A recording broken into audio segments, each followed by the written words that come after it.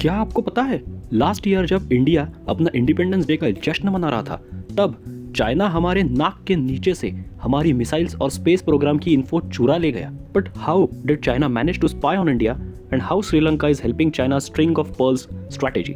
देखते हैं। इंडिया और श्रीलंका के रिलेशंस को अगर देखने जाए तो रामायण के टाइम से हमें ट्रैक करना पड़ेगा, इतना पुराना हमारा भाईचारा है। पर recently China Indian Ocean region में इंडिया के बढ़ते हुए स्ट्रेंथ को काउंटर करने के लिए स्ट्रिंग ऑफ पर्ल्स स्ट्रैटेजी को यूज कर रहा है। जी हाँ, स्ट्रिंग ऑफ पर्ल्स मतलब मोतियों का हार, जिसमें मोती यानी इंडिया के सराउंडिंग में जितने छोटे बड़े कंट्रीज हैं और उनके आइलैंड्स पर अपना कोई पोर्ट या मिलिट्री बेस बनाना और इंडिया को इंडियन ओशन में ब्लॉक करना, इस स्ट्रैटेजी का नाम है string of pearls theory.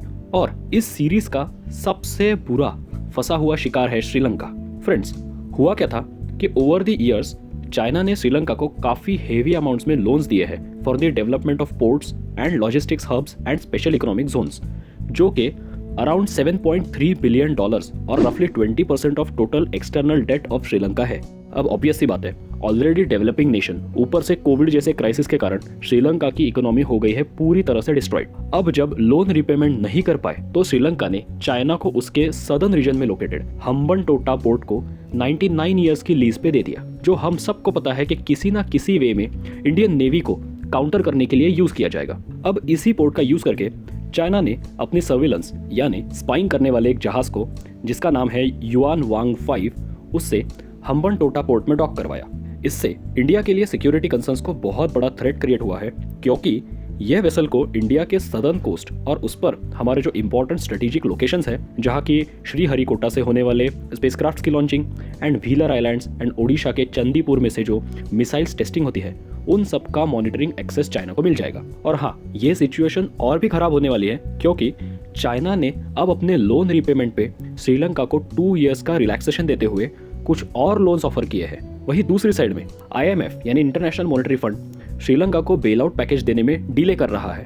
And ऐसा नहीं है कि यह सिचुएशन सिर्फ श्रीलंका की है, सिमिलर सिचुएशंस में बांग्लादेश भी देखा गया है, जिसने चाइना के बेल्ट एंड रोड इनिशिएटिव को सपोर्ट करते हुए अराउंड $4 बिलियन की डेट ली है एंड उसके रीपेमेंट में अब इश्यूज आ रहे हैं। तो due to economic slowdown in Bangladesh triggered by Russia Ukraine war and rising oil prices, Bangladesh ने भी IMF के लोन्स के लिए अप्लाई किया है, बट कंपैरेटिवली बांग्लादेश की सिचुएशन श्रीलंका एंड पाकिस्तान से काफी बेटर है।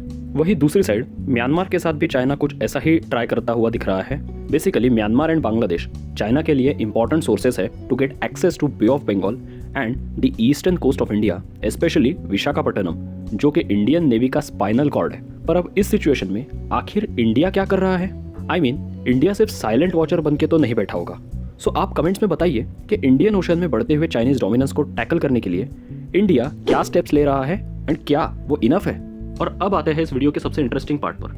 क्या आपको पता है कि यूपीएससी की प्रिपरेशन में कोई भी सीरियस एस्पिरेंट, चाहे वो फन अकेडमी में जाके पढ़ता हो या फिर मिस्टर भाजीराम का प्रिय शिष्य हो, टेस्ट के लिए वो सरल यूपीएससी का रैंक 1 प्रोग्राम ही लगाता है, क्योंकि ये एक ऐसा यूनिक प्रोग्राम है जिसमें आपको यूपीएससी एग्जाम को सरल तरीके से कैसे डिवाइड एंड कॉन्कर करके जीता जा सकता है, उसकी रेडीमेड रेसिपी मिलती है। इस प्रोग्राम के बारे में और डिटेल्स को जानने के लिए आप डिस्क्रिप्शन में दी हुई लिंक को यूज करें और ऐसे ही इंटरेस्टिंग टॉपिक्स पे आने वाले अगले वीडियोस को देखने के लिए चैनल को सब्सक्राइब करें, क्योंकि ऐसा करने से अब यूपीएससी होगा और भी सरल।